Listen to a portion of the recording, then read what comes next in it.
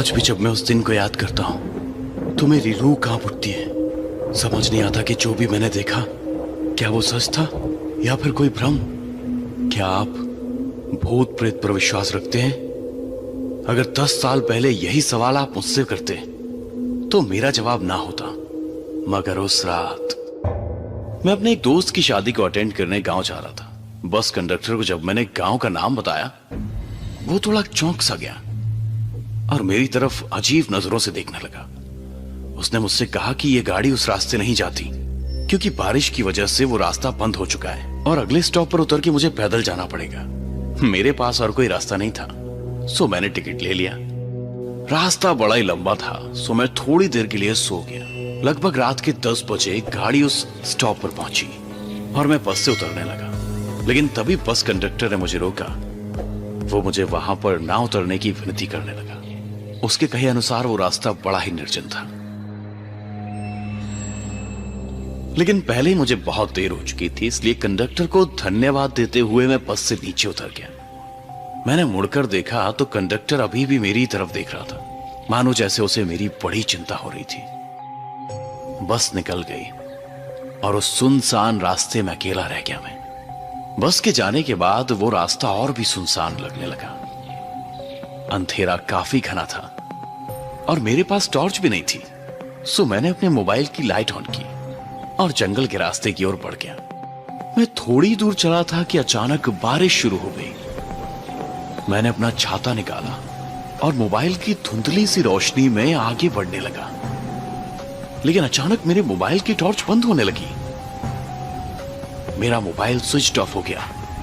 रह रहकर मुझे कंडक्टर की बातें याद आ रही थी। मैं अपने आप को कोसने लगा, काश मैंने उसकी बात मान ली होती, लेकिन अब मेरे पास कोई चारा नहीं था। मैंने हिम्मत बांधी और आगे बढ़ने लगा।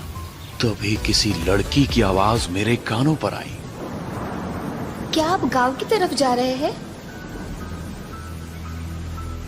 वो लड़की बहुत ही सुंदर थी। उसके बाजू में एक बूढ़ा सा आदमी हाथ में लालटेन लिए हुए खड़ा था।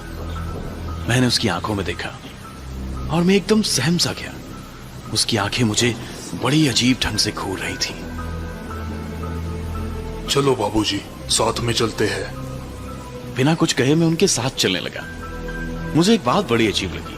इतनी बारिश हो रही थी लेकिन उनके पास छाता नहीं था।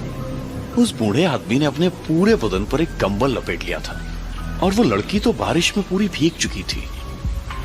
मैंने उसकी तरफ देखा। सच में वो बहुत ही सुंदर थी। जी आप चाहें तो मेरा छाता ले लीजिए। मैंने उस लड़की से गुजारिश की।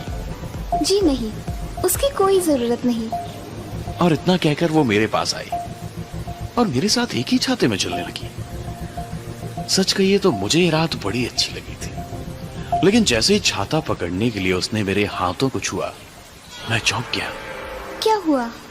उसने मुझसे पूछा। जी जी, वो आपके हाथ बहुत ही ठंडे थे। लड़की मुस्कुराई। जी हाँ, वो आज बारिश बहुत ज्यादा है ना, शायद इसलिए। उस खूबसूरत लड़की के साथ एक ही छाते में चलते हुए मैं रोमांचित हो रहा था। अब गांव नजदीक आ गया था। मुझे दूर से घरों में जलते टिमटिमाते हुए दियों की रोशनी नजर आ रही थी। मैं उस रास्ते से आगे बढ़ा, लेकिन मैंने देखा कि वो लड़की और वो बूढ़ा आदमी एकदम से रुक गए। क्या हुआ?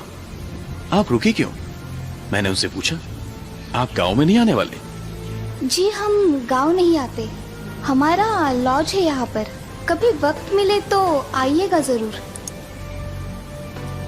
उस लड़की के हाथों में छाता देके मैं आगे बढ़ा। अचानक मुझे याद आया कि मैंने उस लड़की का नाम तो पूछा ही नहीं। अपने आप को कोसता हुआ मैं पीछे मुड़ा और मेरे पांव तले जैसे जमीन खिसकी गई। वहां पे कोई भी नहीं था। मैं आंखें फाड़ फाड़ कर देखने की कोशिश करने लगा। अचानक फिर से बिजली कड़की और फिर जो मैंने देखा, मैं आज तक उसे भुला नहीं पाया हूं। उनकी आंखें, उफ, उसमें तो जैसे जान ही नहीं थी, लेकिन फिर भी वो मुझे ही घूर रही थी। चेहरा सफेद, मानो जैसे उनका खून ही सूख चुका हो। वो मेरी तरफ देखकर मुस्कुराई। उसके सारे दांत सड़ गए थे। हमारा लॉज है यहाँ पर, कभी वक्त मिले तो आइएगा जरूर। मैं आपकी राह देखूंगी। उसकी आवाज मानो किसी कब्र से आ रही हो, इतनी भयानक थी। मेरे हाथ पांव कांपने लगे।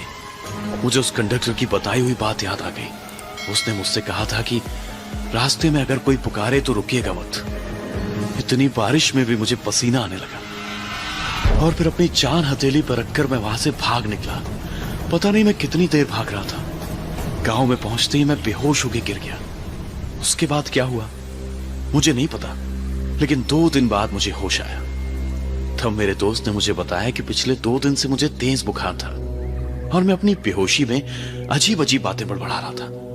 मैंने अपने दोस्त को उस रात क्या हुआ वो सब बात बताई, जिसे सुनकर मेरा दोस्त भी घबरा गया। उसने मुझसे उस गांव में घटी हुई एक हकीकत बताई, जिसे सुनकर मेरे रोंगटे खड़े हो गए। वो कहानी कुछ इस प्रकार थी। उसी गांव में एक लॉज था, जिसे एक बूढ़ा आदमी और उसकी नातिन दोनों मिलकर चलाया करते थे। कुछ साल पहले शहर से कोई लड़का उन दोनों के लॉज पर रहने के लिए आया था। वो दोनों एक दूसरे से प्यार करने लगे। लड़के ने लड़की से शादी का वादा किया और फिर वो शहर चला गया। वो लड़की उसके लौटने के इंतजार की राह देखने लगी, मगर वो लड़का लौट कर कभी नहीं आया। गांव के लोग अब उस लड़की का मजाक उड़ाने लगे, उसे तंग करने लगे। उनका लॉज बंद हो गया। वो बूढ़ा आदमी और लड़की दोनों ही अब अकेले पड़ गए। लड़की का हाल तो बहुत ही बुरा था। वो अब पागलों जैसे बर्ताव करने लगी थी। उस बूढ़े से अपनी नातिन का ये हाल बर्दाश्त नहीं हुआ। एक रात को दोनों जंगल की तरफ निकल पड़े और एक पेड़ से लटककर उन दोनों ने आत्महत्या कर ली। उस तूफानी रात में मैं जिस लड़की और उस बूढ़े आदमी से मिला, ये वही लोग थे। आज भी जब मुझे वो तूफानी रात याद आती है तो मैं चैन से नहीं सो पाता। अब आप ही बताइए, उस रात जो भी मैंने देखा या फिर महसूस किया, वो सच था या फिर मेरा भ्रम? आपको क्या लगता है, क्या भूत प्रेत सच में होते हैं? हमें कमेंट में जरूर बताएं। और भी मिस्टीरियस वीडियोस के लिए हमें सब्सक्राइब करें और बेल आइकन क्लिक करें, जिससे आप लोगों को सबसे पहले मिल सके हमारी वीडियोस की नोटिफिकेशन।